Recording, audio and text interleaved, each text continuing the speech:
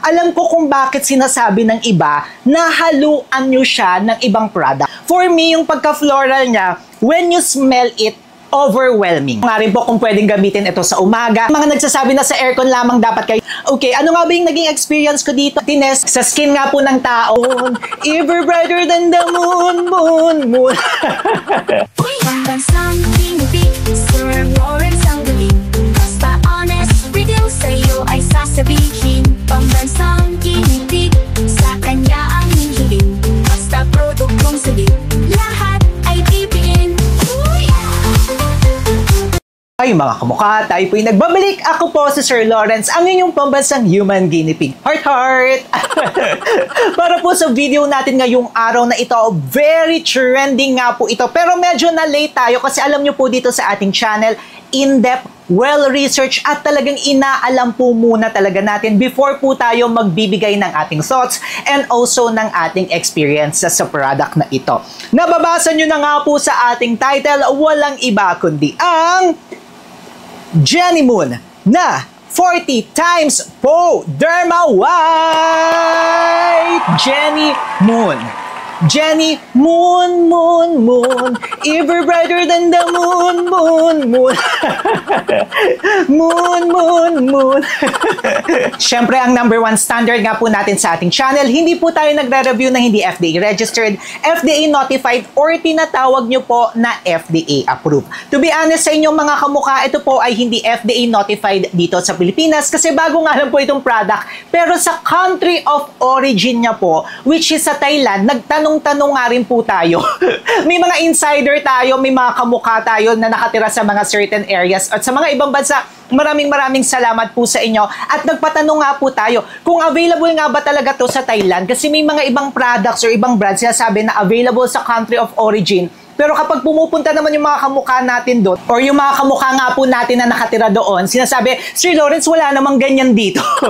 Pinatanong nga po natin ito kung available ba talaga sa Thailand. And yes po, may mga stores from legit po talaga ito mga kamukha na nakatira doon sa bansa ng Thailand, meron nga pong available ito. Next one, lagi ko pong sinasabi sa inyo na always ask yourself before po kayo bibili ng kahit na anong produkto. Specifically yung letter N, which is ano nga ba yung pangangailangan ng katawan nyo, ano nga ba yung gusto nyong ma-achieve. Kapag nasagot nyo na nga po yan, kailangan nyo po siyang i-align with the product itself. Nakalagay dito mga kamukha, boost your skin to be glow. Ayan siya, nakalagay siya dyan mga kamukha. Boost your skin to be glowing, dapat yan at to be glow. Nakalagay din dito, luminous skin tone. Ayan, luminous skin tone. Nakalagay pala dito, to be glow complexion.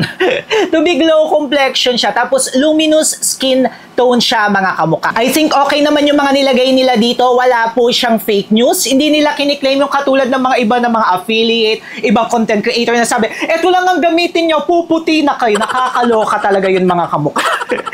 Very hard selling. Wag kayong ganun mga kamukha at wag tayo basta-basta maniniwala. At kapag nagpapaputi po tayo, lagi ko kayong pinapaalalahanan na hindi tayo dapat umaasa sa isang produkto. It must be really combination of different products, panglabas at pangloob. Kapag isang product lang yan, ako, hindi yan totoo mga kamukha. Though may nakalagay dito na whitening complex siya, pero I think that's because of the ingredients. So I like yung promises niya nilagay nila dito. Very good sila dyan. Now, I also like na nakalagay yung 40 times ingredients nila or 40 times yung active ingredients nila dito sa gilid. Pag-usapan nga po natin yan further mga kamukha. So, ang isa po sa active ingredients niya is may tranexamic acid siya. Yung tranexamic acid, ang maganda dito nakalagay rin kung para saan. Reduces dark spots, brightens skin, and reduces acne scars. Alam nyo, ang naalala ko dito, yung kay Bello, and ni-review ko siya, that was in 2017, if I'm not mistaken. Ganun na siya katagal. Kasi yung Bello na tranexamic lotion, meron po si Bello noon mga kamukha. Ganito rin siya. So, hindi na po siya medyo bago sa akin. Kasi kung babalikan nyo nga po yung website natin, yung www.mrpogitips.com, na feature na natin yung tranexamic acid. Then, meron nga rin po itong kojic acid dipalmitate, which I really love. Kung matagal na kayo dito sa ating channel, alam nyo nga po na I love kojic. Kasi yung kojic mga kamukha, pwede kayong pumuti dyan, tapos nakakatanggal nga rin po yan ng mga dark spots, ng mga melasma, hyperpigmentation. It is a potent ingredient, pero ang downside nga po is pwede po na mag-dry ang ating skin. Pero ako personally, I love it. Ginagamit ko talaga sa skin ko, pati nga sa mukha ko. ko yung mga kojic acid na mga sabon, okay na okay po siya sa akin mga kamuka. Kaya check din naman po siya sa akin. Then meron nga rin po itong niacinamide na maganda nga rin po yan para sa mga dark spots, hyperpigmentation, pagbabrighten ng ating skin. Then meron nga rin po siyang glutathione, hindi oral hindi nyo siya iinumin mga kamuka.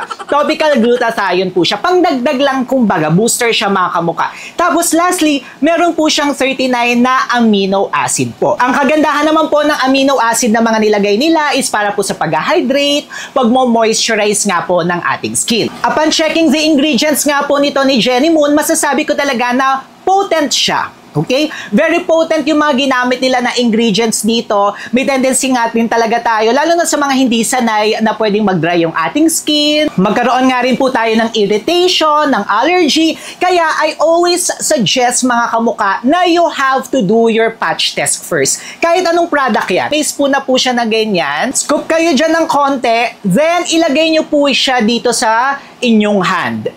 Maganda nga rin po kung bibilugan nyo po yan. Tapos magwe-wait po kayo ng 5 minutes up to 30 minutes kung mangangatiman, magra-rashes, mamumula, mamimintog, katulad ng lagi ko sinasabi dito sa ating channel. I-wait nyo siya mga kamuka before nyo po siyang ipapahid sa buo po nating katawan. By the way, nakalimutan ko sabihin na may alpha-arbutin nga rin po ito which is very potent ingredient. Yun nga, naluloka ako sa mga tao na nagsasabi na halu-haluan nyo pa ito ng iba't ibang mga produkto. Katulad nung doon sa The Elf na nireview natin, sasabihin nila, haluan nyo pa yan ng alpha-arbutin, haluan nyo pa yan ng mga ganito na kung mga kamuka. This is already good as is, no?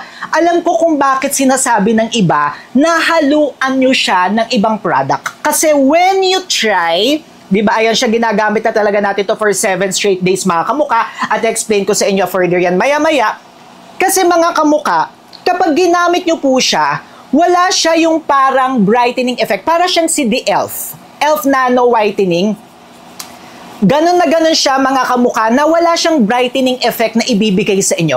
Kumbaga, para siyang retinol. Di ba si retinol mga kamuka, wala siya yung instant effect na makikita tayo. Pero in the long run, dun yung makikita, dun yung malalaman na nag-e-effect siya. Unlike kunyari sa mga BB cream, sa mga moisturizer, nagpa-plump agad, umaayos agad. Ito mga kamuka, sa tinry ko sa kanya, hindi siya ganoon. Wala siyang instant effect. Pero yung mga ganito kasi, dahil nga po, very potent sila. And yung iba nga po, ginagamitan na ng nanotechnology, kaya kaloob-looban yung tina-target niya. Okay, let's go first with the scent. Para sa scent niya, amoy niya yung kay Belonathanesemic acid na lotion talaga mga kamuka. Very floral siya. For me, yung pagka-floral niya, when you smell it, overwhelming.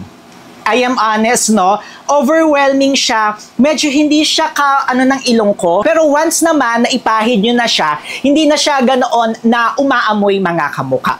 Okay, pinahid ko siya dyan. Di ba sabi ko sa inyo, wala siyang instant whitening talaga na magaganap. Pero ang kinaibahan nito kay The Elf, si The Elf kasi mga kamuka, wala ka talagang mararamdaman doon. Ito medyo may lamig factor po siya mga kamuka. Tapos hindi siya ganoon na drying agad sa skin. Pero after ilang minutes, doon nyo siya mararamdaman na talaga na, uy, medyo drying siya sa skin. Doon yung mararamdaman after few minutes pa. Pero kapag nilagay nyo siya agad-agad mga kamukha, hindi very hydrating, very moisturizing siya. Hindi ko po siya kayang gamitin alone lang, no? Hindi ko siya kayang gamitin alone kasi nga po medyo tumatanda-tanda na po tayo. Nasa 30 plus na po si Sir Lawrence. Kaya medyo nagda-dry talaga yung skin ko kapag ginagamit ko siya. Kaya gumagamit pa po ako. Yes, pwede tayong mag-layer, pero yung li-layer nyo mga kamukha, yung gentle sa skin ha. Huwag kayo basta-basta mag-layer. Yung iba sabi, haluan nyo pa yan ng alpha-arbutin, haluan nyo pa yan ng mga tranexamic acid, ng kojic acid, Diyos ko. Lalo kayong mangingitim mga kamuka. Trust me, hindi ganoon ang pagpapaputi.